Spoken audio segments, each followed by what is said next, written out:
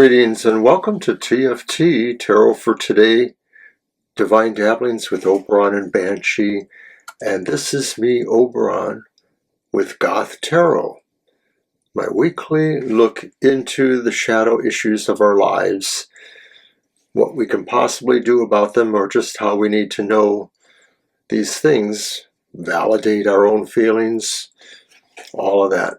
So I do that with a multi-layered kind of spread using different decks and different cards, and I'm just modifying it slightly from the last one. So we're going to get started, and I want to start with an affirmation from the Oracle of the Hecatean Path.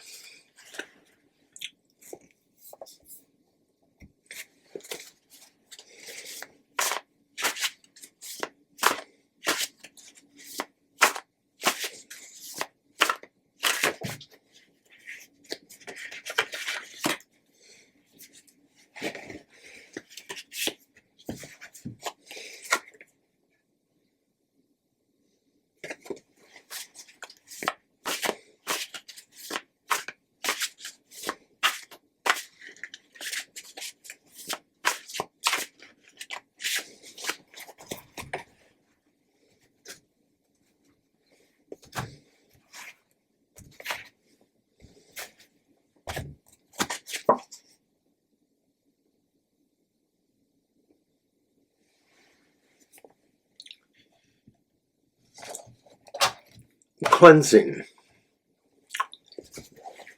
Number 7.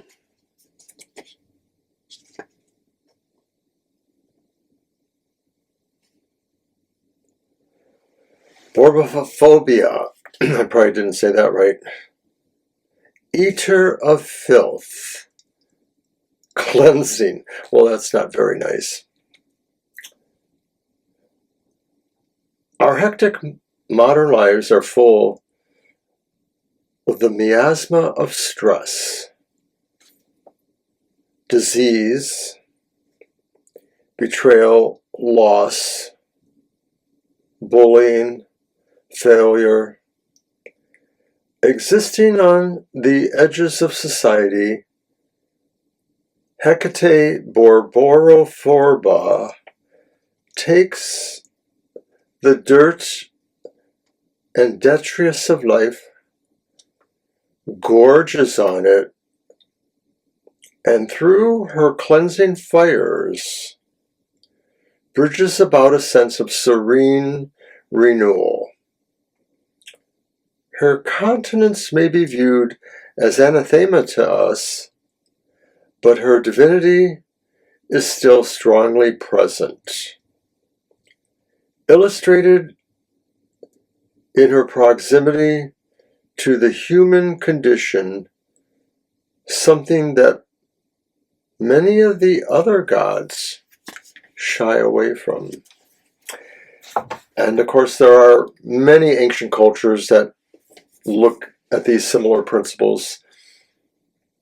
I'm thinking of very Eastern countries where they basically don't bury the dead. They sort of lay them out somewhere, a tower usually, and let vultures or buzzards pick over the remains. So it's something to think about. All right.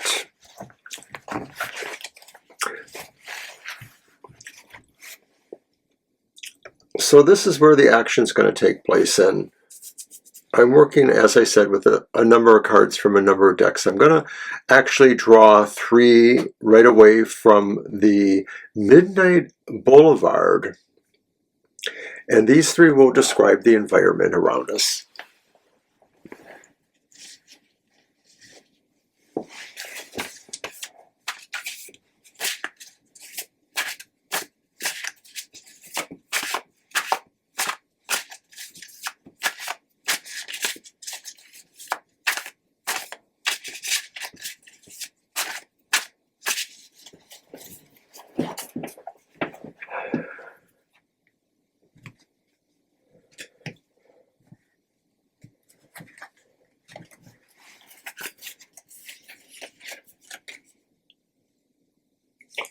reversed Ace of Swords, reversed Six of Pentacles, and the upright Empress.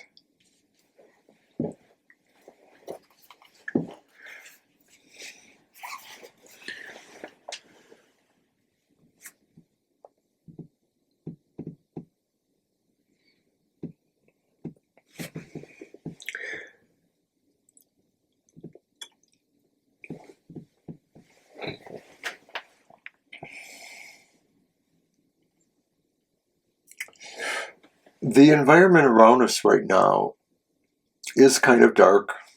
There's opportunities to start new things, but they may be slow, especially if we are, working in our Goth channels to achieve for ourselves.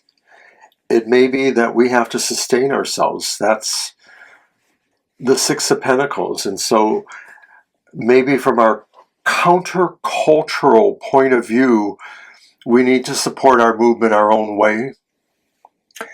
But the Empress shows the way and maybe suggests we just really have a lot of creativity and a lot of ways of nurturing ourselves as well as the world, healing the world, and we should focus on that.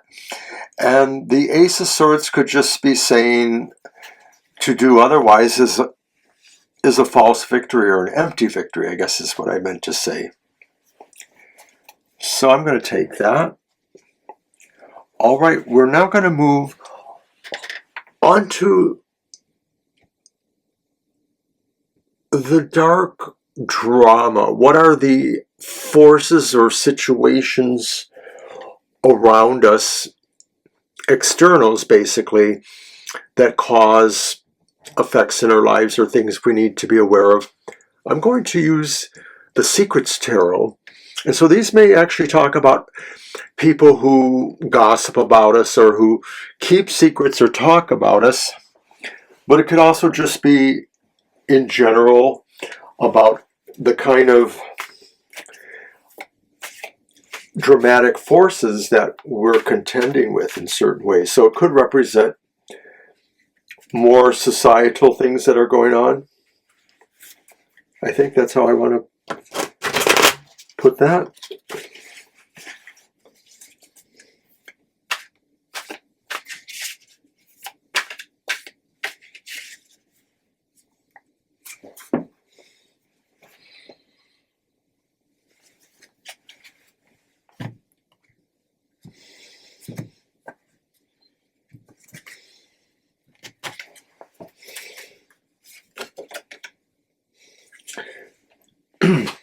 Justice.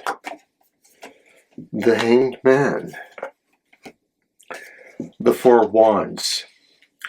Well, the drama may be about justice coming through, but not without maybe some sacrifices or other kinds of work on our part. But it takes us back to a better space. And so if this is personal, we could be talking about people who are facing a justice code and maybe have to make certain choices, sacrifice their ego for a better good, hoping that in the end it really does turn to that, a sense of celebration. I could see where this does reflect on some of the national problems right now here in the States, that many people are feeling either this is good, they like this, they feel this is what they wanted, or some are hoping this is what's going to happen to change the very current status quo. All right, so now we are going to move to a final part, and it's the dark truth, the reality that we may have to accept. And because truth may be two-edged, and maybe the reality could be more in the middle of either polarity, I'm going to use the Tarot of Oppositions. And if you're not familiar, the Tarot of Oppositions is a two-sided deck. The top side represents the top side of the card in question, and the bottom side represents the reversed view of it. So you literally have two images in opposition, and you are encouraged to think of both of those extremes and that in-between area that may be the actual middle ground one should strive for.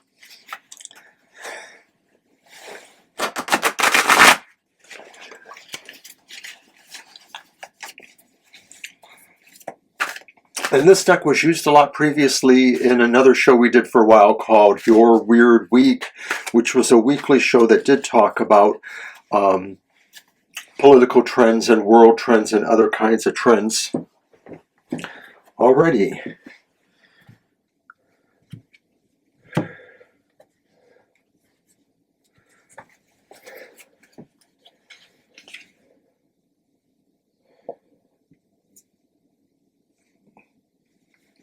Eight of Swords upright. And I apologize for not showing these, I should be.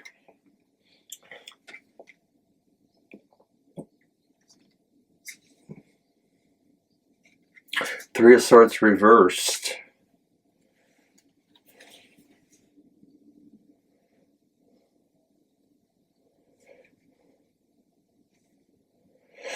Well, with a card like the Tower, you can never tell for sure. I'm going to think about it before I pronounce it upright or reversed. I think I could see it as reversed.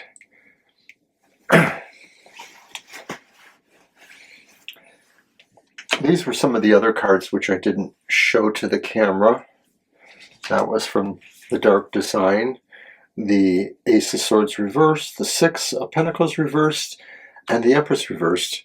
Then in the Dark Drama we had Justice upright, the Hanged Man upright, and the Four of Wands.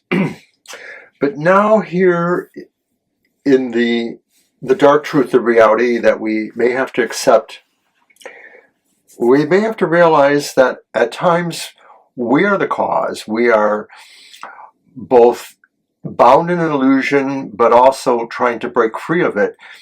And either way, there may be unintended consequences in understanding how to proceed forward or what we are actually encountering. We may be wanting somebody else to rescue us, but it may be ourselves that has to do that, and we have to accept where that will lead.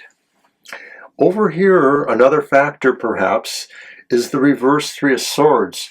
And this suggests that we are vacillating between feeling heartbroken but realizing we must heal ourselves. And maybe there is an equilibrium in the middle where we can learn how to accept the heartache we feel without it damaging the healing we're working at.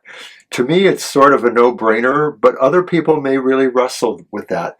And maybe the reason is with the final card, the Tower, both reversed and upright, saying all of this is just too much because we realize it's a cycle where nobody, ourselves or others, never totally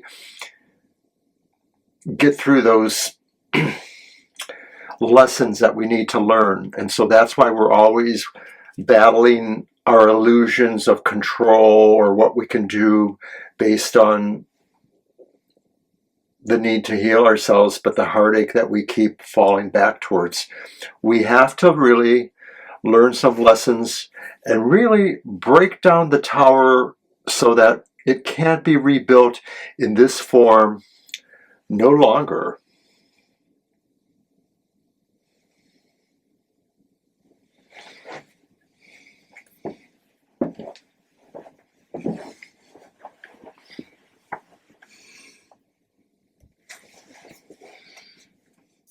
So that was pretty heady, and I was very inspired to read that, so I hope you got that too. But now I want to offer us the dark gift the possibility of what kind of things exist to help us. Maybe there are intuition, or maybe there are our own special gifts. Maybe they're just the resources that we can somehow draw upon.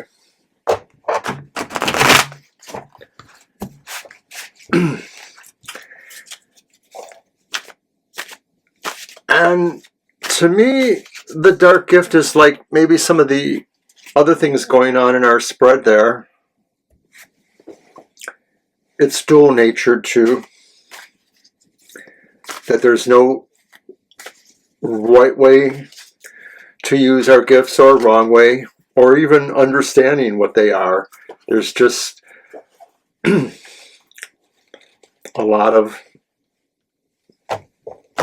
ways to look at it. So I've decided to use the Vice Versa Tarot, another unique tarot we have. Banshee gave it to me because it just couldn't work for her, but I found a way to mostly work with it. It's double-sided, and it's not just about one side being reversed or a different polarity. It's more unique than that, and I'm hopefully going to be able to do it justice, because I'm not going to reflect on it and then write it up like I have used it in the past. And basically, this is live here. So, the Vice Versa Tarot, as the magic, the dark magic, the dark gift,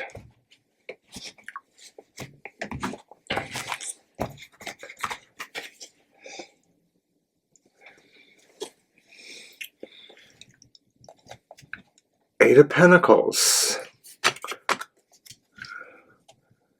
this side and the other side. I like it.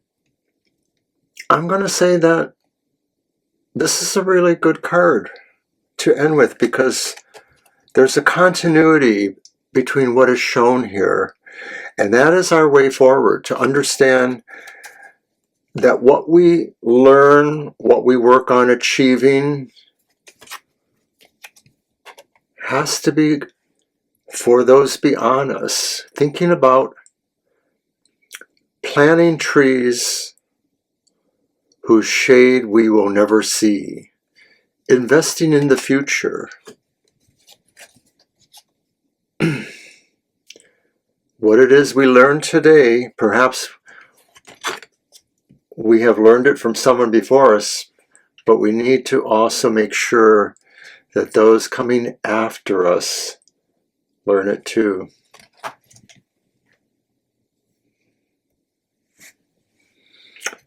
That turned out splendidly. I was a little scared of that one. Later on, I may look it up in the book and see how they actually interpret that, but that to me kind of summed it up. I loved it. So I want to end, hopefully, once again, with a pull of the cards that renders nicely. And this is about a strong suggestion of where we go from this reading for the week. It's the Secret Language of Darkness. It's a new oracle. And I have some of the other works by this person. Oh my goodness, it's really good. So we're going to seek a shadow work suggestion through this oracle.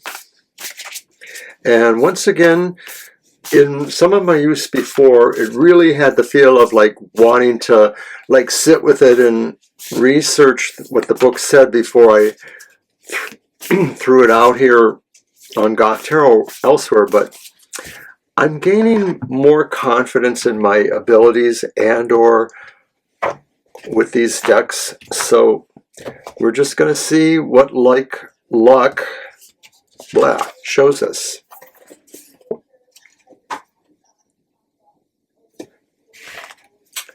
And it's 22. Worry, the illusion of control. Whoops, I didn't want that one. There we go.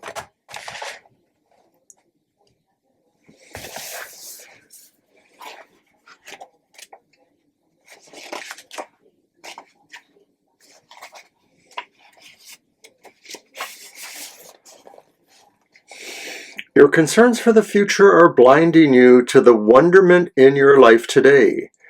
In an effort to feel safe in the present, you seek to control the outcomes of the future.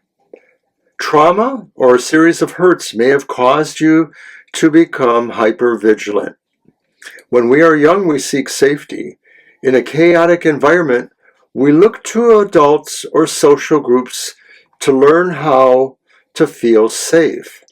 Many of us were not taught or encouraged to process unsafe feelings. Thus, they move into the shadow and can become unhealthy coping strategies. You may think you will feel safe if you can ensure everyone is okay and everything is done. And that only then will you be worthy enough to create and live your dreams, but there will always be things that are out of your control. Your worries for the future have been trying to keep you safe. They have gotten you here. Thank them for their support. But it is now time to heal and step into the future with confidence. So to live in the moment is to live your truth. Empowerment exists right here and right now. Worry cannot exist when you are fully present in each moment. Learn from the past, plan for the future, act and live now. You may be aware of your worry, but until you do something different, the knowledge will just feel like a burden. Tools give you different experiences and choices that are open paths to freedom.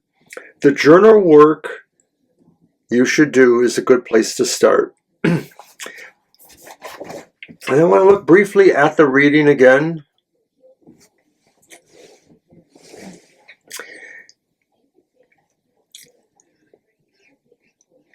I think this is a period of recycling and of coming to the sense of we are preparing. We are preparing for a future that may be, really hard for many people here. I'm not going to kid you. There's a lot of healing work to do and a lot of rectifications. People may have to give more of themselves than ever. And people may not necessarily want to accept the sacrifices they may have to take. But the dark truth, the reality says this is a very pivotal moment, and healing cannot occur without these rectifications. And if it's our own personal tower, we cannot afford to rebuild it in the same manner that keeps leading to the same thing. We have to learn the lessons we need to move on, whether this is for personal or as a collective of us. Thanks for watching. Don't forget to watch us live tomorrow night, 7 to 9 p.m. And also Friday, my other show, The Emotional Exchanges, at 7 a.m. Saturday, happy hour will be later this week. It'll be later timed. It'll be Saturday at 4 p.m. And then Sunday morning shows are the same. Sunday Banshee at 10 a.m. for a recorded show. We're live in the chat. And then later our other live show for the week, the 2 to 4 p.m. live stream spot. So take care, everyone, and we will see you soon. Bye-bye.